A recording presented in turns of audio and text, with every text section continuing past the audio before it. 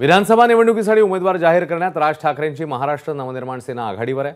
आतापर्यंत राज ठाकरेंनी विधानसभा निवडणुकीसाठी 7 उमेदवार जाहीर केले आहेत। तर आज राज ठाकरेंची वरळीमध्ये सभा पार पडली आणि सभेत त्यांनी मनसेनेते संदीप देशपांडेंचं भरभरून कौतुक केलंय। संदीप देशपांडे यांनी वरळीसाठी आपलं विजन मांडलंय। आदित्य ठाकरे वरळी विधानसभा मतदारसंघातले विद्यमान आमदार आहेत, त्यामुळे राज ठाकरे आपल्या पुतण्याविरोधात संदीप देशपांडे यांना मैदानात उतरवणार का अशी चर्चा सुरू झाली आहे।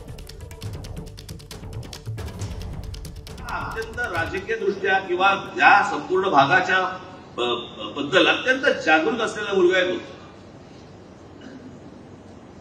अत्यंत अभ्यासू आहे, विषयावरती बोलणार आहे